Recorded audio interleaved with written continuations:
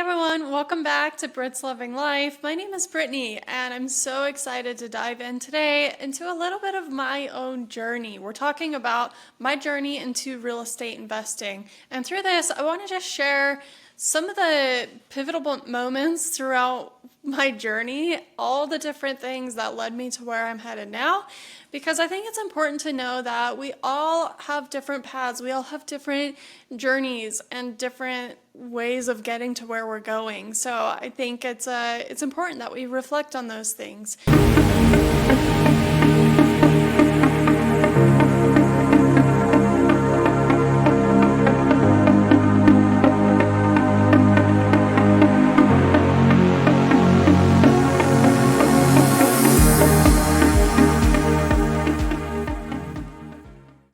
All right, digging in, here we go. So the journey. How'd I get to real estate investing? Believe it or not, it started with dogs.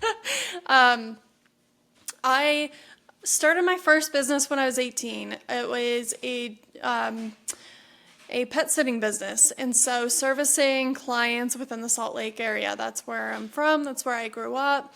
And so this was easy, especially being 18 years old. As a first business, I worked in dog daycare and boarding facilities, so I had a lot of understanding of the industry of dogs, but it was just kind of a different component to pet care.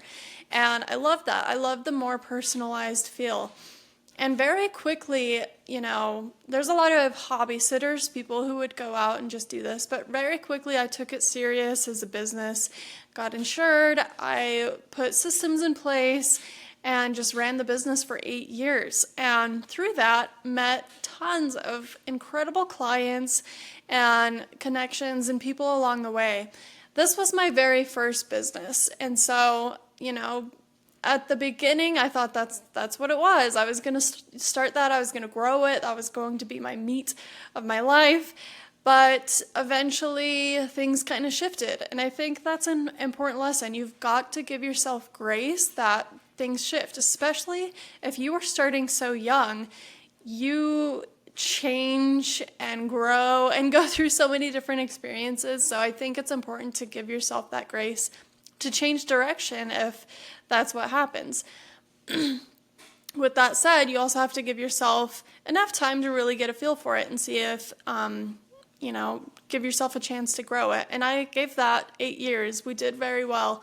And incredible people that I met along the way. Now, amidst COVID, when that all broke through, that really impacted the business. But at the same time, I had already made the decision I was going to get my real estate license. Now, how did I make that decision? One of my clients from the pet sitting business, her name was Allison. She was a huge inspiration because she was a commercial real estate broker, and I didn't know much about commercial real estate. I started to learn about working as a real estate agent, and so I kind of took a little bit of interest in that, but kind of took her to coffee, and I picked her brain on it a little more, and that's when I was like, I really want to start navigating in that direction. And that's what I did. I got my real estate license, I passed the test, and I went straight into commercial real estate. And easy enough, I started working with dog-related businesses. So was able to work with some groomers for leasing, a dog daycare and boarding facility.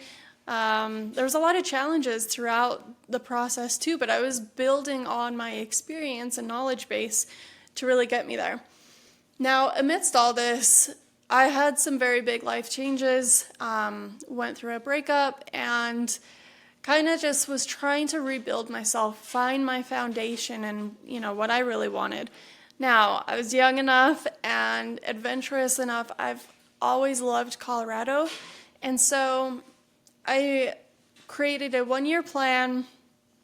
I stayed in Utah for a year just to make sure I could, build a foundation, really recollect myself after going through a big change, and then move into this plan.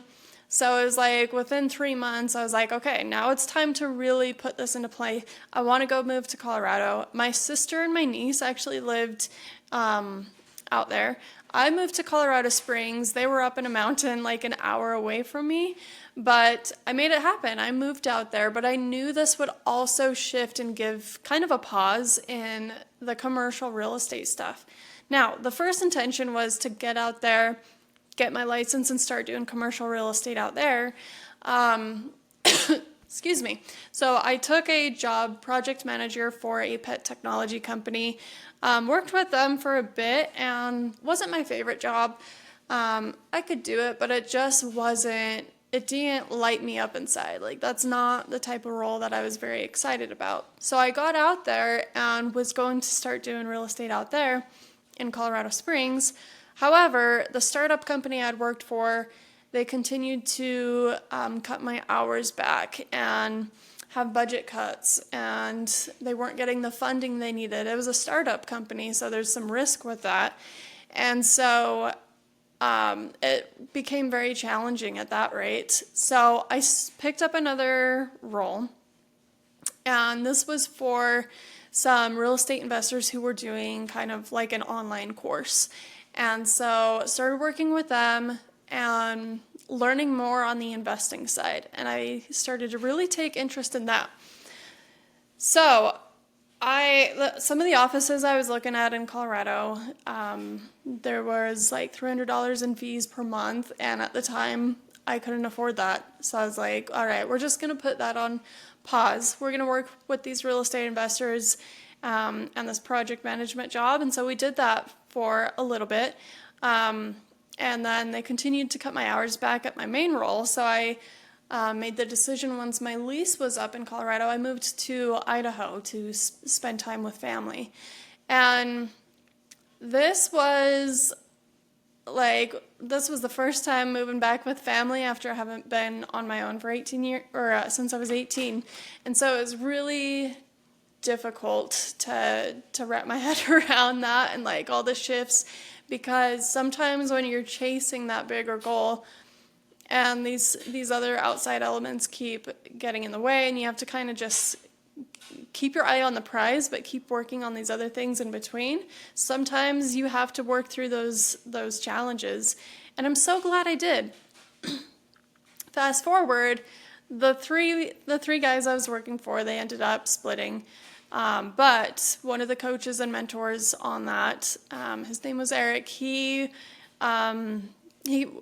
stayed in touch and eventually reached out after once I was in Idaho, I actually got a job at a commercial real estate office. So as their office manager for their commercial real estate brokerage out there / assistant, helping one of the busier agents there.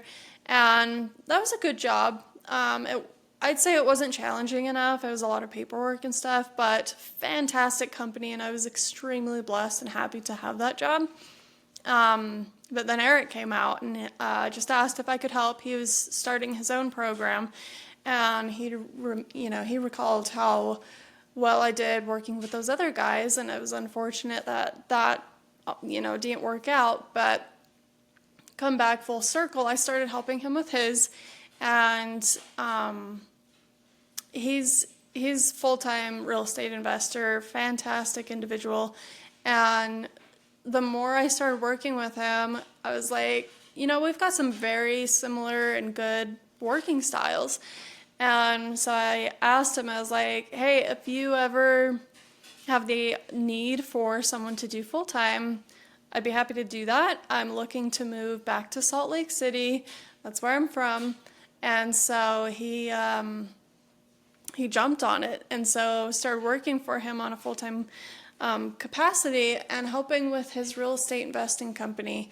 And he's been one of the most generous and kind and considerate person I've ever worked for. And so I'm extremely blessed and grateful. I'm still working with him, but excuse me. He's since pulled me in. One of our members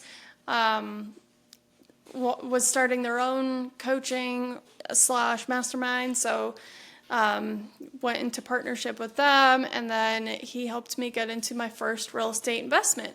And so this is a residential property in Colorado. Fantastic. So excited about it. working on that. And now we're looking for some more projects here in Utah.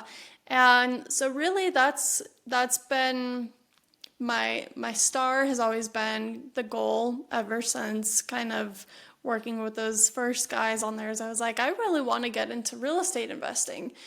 But again, sometimes you have all these outside elements along your journey that kind of pull you back or pause, or you have to keep your eye on the prize.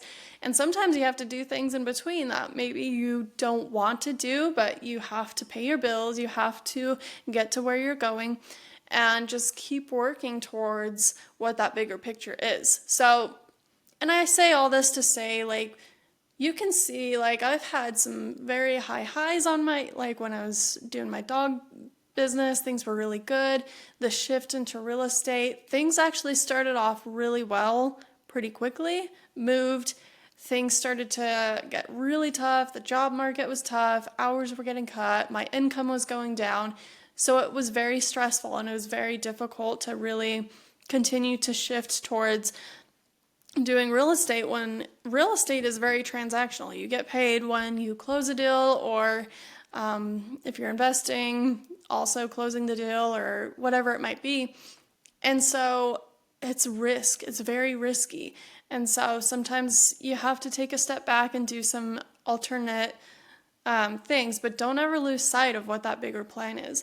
Because now that I'm in this place, I'm back in Utah, I'm back on my feet, I'm making more than ever was before, and got my coffee business as well, and super excited about that. Super excited about starting and growing my real estate investing business. There's just so many things that build upon each other to get you to where you are or where you're going. And so, excuse me, it's incredible to like look back at the path, because I think it helps you learn a lot about yourself, a lot about the journey you've been on.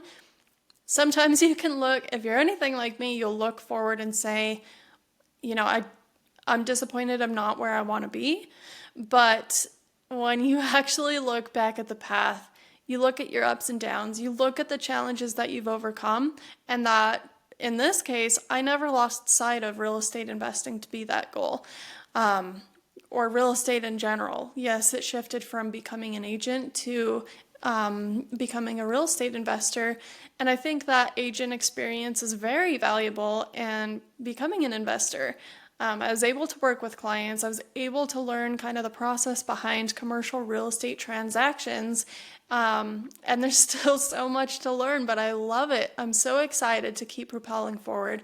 And so I just share this journey with you so you can A, get to know me a little more, and B, understand, like, you know, they always say I'm an overnight success. You always see the good parts of what people have gone through or what they are accomplishing, but there is a long story behind how they got there, and there is a lot of stepping stones and downfalls in between that really build upon that. So if you're going through the same thing, if you're going through one of those hard times, understand that's just part of the journey.